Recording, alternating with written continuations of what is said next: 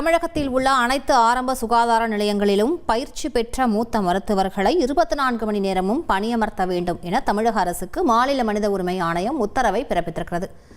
கூடுதல் விவரங்களை செய்தியாளர் சுரேஷ் வழங்கி கேட்கலாம். சுரேஷ், வணக்கம். இந்த உத்தரவின் முழு பின்னணி குறித்த விரிவான தகவல்கள் என்ன சுரேஷ்? வணக்கம்.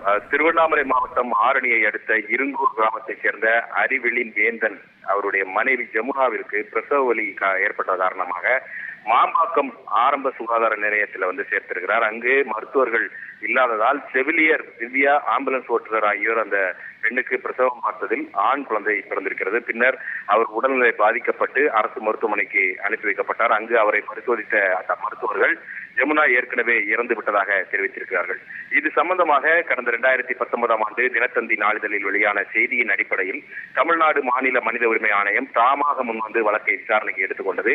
இந்த வழக்கை விசாரித்த மனித உரிமை ஆணைய உறுப்பினர் கண்ணதாசன் பிரசவத்தின் போது உயிரிழந்த ஜமுனாவின் கணவருக்கு 4 வாரத்துக்குள் 5 லட்சம் ரூபாயை இழப்பீடாக வழங்க வேண்டும் என்று தமிழக அரசுக்கு உத்தரவிட்டிருக்கிறார். மேலும் தமிழகத்தில் உள்ள அனைத்து ஆரம்ப சுகாதார நிலையங்களிலும் கர்ப்பிணி பெண்களுக்கு சிகிச்சை அளிக்க 24 மணி நேரமும் பயிற்சி பெற்ற மூத்த மருத்துவர்களை பணியமர்த்த வேண்டும் என்று உத்தரவிட்டிருக்கிறார்.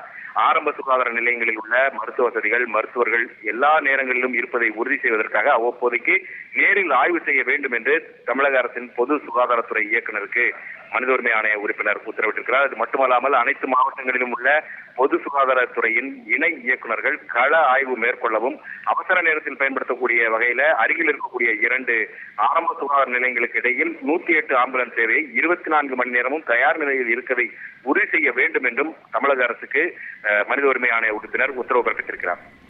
விவரங்களுக்கு நன்றி சுரேஷ்.